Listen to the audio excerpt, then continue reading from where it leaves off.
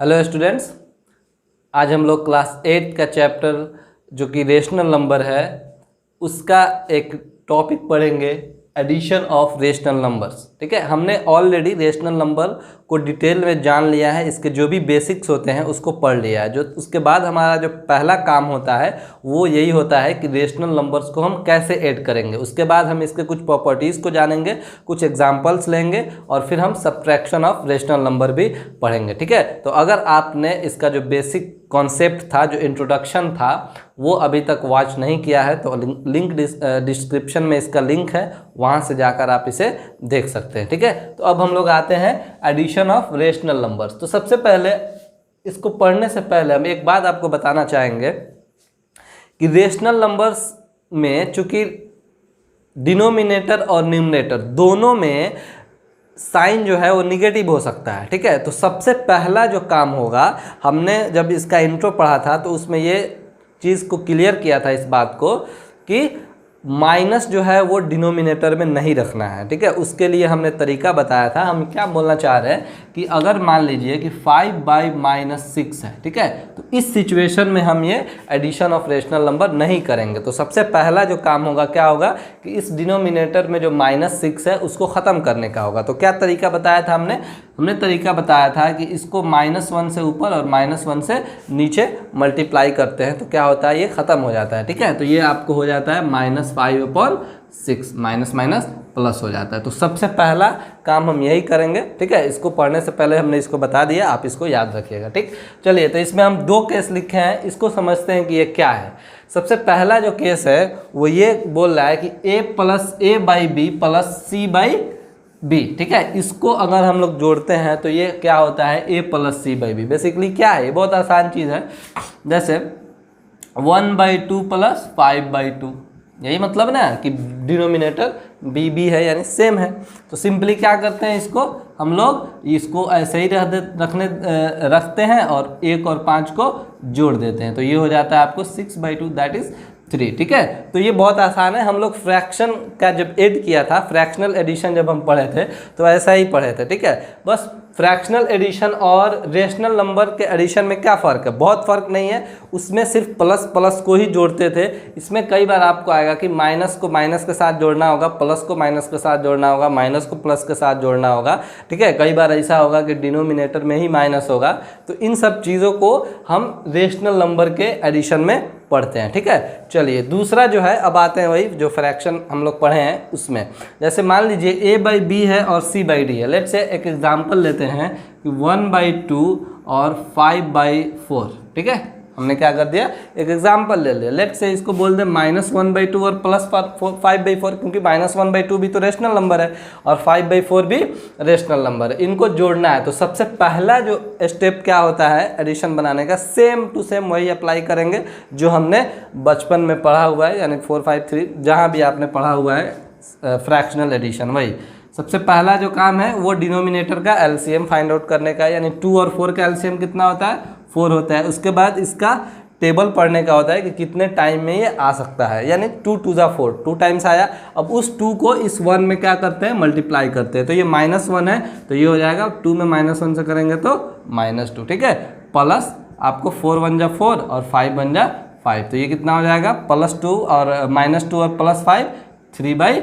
ठीक है, तो सेम टू सेम वही काम है, बस आपका इंटीजर ठीक होना चाहिए, -2 और +5 को सॉल्व करने आना चाहिए, तो बाकी का ये जो काम है वो बहुत आसानी से हो जाएगा। ठीक है, एक दो और एग्जांपल लेते हैं। जैसे मान लीजिए कि हमको -3/7 और फिर -8/5 या फिर +8/5, अभी प्लस पढ़ रहे हैं एडिशन तो प्लस लेकर ही चलते हैं। तो क्या होगा, ये सिंपली हम लोग 8, 5 और 7 का एलसीएम निकालेंगे तो 5 7 ये कितना होता है, 35।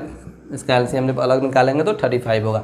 7 5 जा 35, 5 से -3 में मल्टीप्लाई करेंगे तो -15। ठीक है, फिर प्लस, चलिए 5 7 जा 35, 7 में 8 से मल्टीप्लाई करेंगे तो 56। ठीक है, अब आसानी से माइनस और प्लस रहता है तो क्या करते हैं, सब्ट्रैक्ट कर लेते हैं और साइन आपको इसके हिसाब से दे देते हैं, यानी प्लस बड़ा है या फिर माइनस बड़ा है उसके हिसाब से। जैसे 6 से 5 गया तो कितना हुआ, 1 हुआ, और 5 से 1 गया तो ये हुआ 4। साइन किसका रहेगा, प्लस का रहेगा, क्योंकि प्लस बड़ा है, वैल्यू उसका बड़ा है। तो ये आपका 41/35 हो गया। तो इस तरह से आप आसानी से इसको बना सकते हैं, सिर्फ 2 ही केस मिलेगा, ठीक है। तो आप जब फ्रैक्शनल ऐड आता है तो वैसा ही है लगभग, इसको कर सकते हैं। अब हम लोग इसके कुछ प्रॉपर्टीज़ की तरफ देखते हैं। तो आइए कुछ हम प्रॉपर्टीज़ के बारे में देखते हैं जो एडिशन ऑफ रेशनल नंबर से रिलेटेड है। सबसे पहला जो हमने लिखा है क्लोजर प्रॉपर्टी। आपने ऑलरेडी क्लोजर प्रॉपर्टी को पढ़ा होगा, लेकिन रेशनल नंबर में क्या होता है इसके बारे में जान लेते हैं। बोल रहा है कि the sum of 2 rational numbers is always a rational number, यानी जब 2 रेशनल नंबर का सम करेंगे तो जो थर्ड आएगा यानी जो हमारा आंसर आएगा वो भी एक तरह का क्या होगा, रेशनल नंबर होगा। जैसे आसानी से एग्जांपल लेकर हम इसको समझ सकते हैं। जैसे मान लीजिए एक हमारे पास 1/2 है और एक 3/5 है, हमको क्या करना है, इसको जोड़ना है। तो जो आएगा वो भी क्या होगा, वो भी रेशनल नंबर होगा। देखिए कैसे, ये 5 2 10 और ये आपको 5 ये हो जाएगा 6 यानी 11/10। तो ध्यान से देखिए 11/10 क्या है, ये भी एक रेशनल नंबर है, यानी 1/2 भी रेशनल नंबर था, 3/5 भी रेशनल नंबर था। जब इन दोनों को हमने जोड़ा तो जो आया वो भी क्या होगा, वो भी रेशनल नंबर है। तो इसको क्या बोलते हैं, क्लोजर प्रॉपर्टी बोलते हैं, ठीक है। चलिए दूसरा जो है क्या है, कम्यूटेटिव लॉ है। ये क्या बोल रहा है कि 2 rational numbers can be added in any order, यानी 2 रेशनल नंबर को हम किसी भी ऑर्डर में ऐड कर सकते हैं। कहने का क्या मतलब है कि जैसे 1/2 और 3/2 को इस तरह जोड़िए या फिर 3/2 को 1/2 में जोड़िए, आंसर जो होगा वो क्या होगा, सेम होगा, ठीक है। लेट्स से अनदर एग्जांपल, -5/6 को 8/3 में जोड़िए या फिर 8/3 को -5/6 में जोड़िए, जो आंसर होगा वो क्या होगा, हमेशा सेम होगा। यानी 2 रेशनल नंबर को हम लोग चाहें तो किसी भी ऑर्डर में ऐड कर सकते हैं, ठीक है।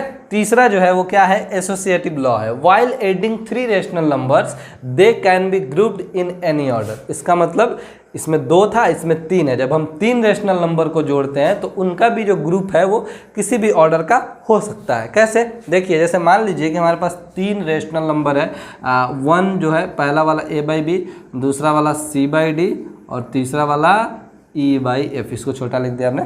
चलिए अब बोल रहा है कि इसको किसी भी ऑर्डर में जोड़िए, कैसे भी ग्रुप करके आंसर जो होगा वो सेम होगा। कहने का क्या मतलब है कि पहले a/b को c/d में जोड़िए, उसके बाद e/f को जोड़िए, ठीक है। तो जो आंसर आएगा वो बराबर होगा किसके, पहले आप देख लीजिए a/b को बाद में जोड़िए, आप पहले c/d को e/f में जोड़ दीजिए, तब भी क्या होगा, इसका आंसर सेम होगा, ठीक है। बहुत सारा एग्जाम्पल है, आप इसको रखकर देख सकते हैं। चलिए अब हम लोग सब्ट्रैक्शन ऑफ रेशनल नंबर पढ़ेंगे, जो बहुत आसान है। इसमें कोई भी प्रॉपर्टी हमको नहीं पढ़ना है, हमको सिर्फ पता करना है कि इसको सब्ट्रैक्ट कैसे करते हैं। अब हम लोग जान लेते हैं कि सब्ट्रैक्शन ऑफ रेशनल नंबर क्या है। सिंपल है, जैसे हमने एडिशन पढ़ा था वैसे ही सब्ट्रैक्शन है, बस वहाँ पे जोड़ना था, यहाँ पे घटाना है। जैसे मान लीजिए कि हमारे पास 2 रेशनल नंबर है, वन इज़ a/b और अनदर इज़ c/d, ठीक है। अब इसको क्या करना है, a/b में से c/d को सब्ट्रैक्ट करना है। तो सिंपली हम लोग a/b माइनस c/d, अब जैसे हम इसको सब्ट्रैक्ट करते हैं वैसे कर सकते हैं, ठीक है। अब अगर ये मान लीजिए लेट्स से एग्जांपल -1/2 -3/2, ठीक है। तो आपको सब्ट्रैक्ट करने तो आता है, क्या है, 2 का एलसीएम 2, -1 और -3 यानी हो जाएगा -4/2 यानी हो जाएगा -2। तो सब्ट्रैक्ट भी वैसा ही है, जनरल जैसे हम लोग फ्रैक्शनल सब्ट्रैक्ट पढ़े थे वैसा ही है, रेशनल सब्ट्रैक्ट है। बस आपको थोड़ा सा ध्यान रखना है यहाँ पर, क्योंकि डिनोमिनेटर कभी कई बार ऐसा हो सकता है कि 3/-6 और -2/8। तो यहाँ पर क्या है, बहुत ध्यान से ये इसी तरह नहीं छोड़ेंगे, इसको पहला काम है इसको ऊपर ले जाने का। तो तरीका बताए थे, 3/-6 को -1 से नीचे और ऊपर मल्टीप्लाई करेंगे तो ये हो जाएगा 3/+6 हो जाएगा ना। चलिए तो इसको हम लोग लिख सकते हैं -3/6 और -2/8। सिंपली अब जैसे हम लोग इसको करते हैं वैसे कर लेंगे। एलसीएम कितना होगा, 24, 6 4 जा 24 और 4 3 जा -12, -8 3 जा 24, 3 2 जा 6। चलिए हो गया -18/24। अब इसको हमेशा रेशनल नंबर को स्टैंडर्ड फॉर्म में लिखना है, ये भी याद रखना है। चलिए तो स्टैंडर्ड फॉर्म में लिखने का ये मतलब है कि 6 3 जा 18 और 6 4 जा 24, दैट मीन्स कि -3/4। हमने क्या कर दिया, इसको आसानी के साथ सॉल्व कर दिया, ठीक है। अब मिलते हैं हम लोग एक नए वीडियो में जो पूरी तरह से रिलेट करेगा आपको डिवीज़न पे, यानी रेशनल नंबर के डिवीज़न कैसे करते हैं, रेशनल नंबर का मल्टीप्लिकेशन कैसे करते हैं। ठीक है, थैंक यू।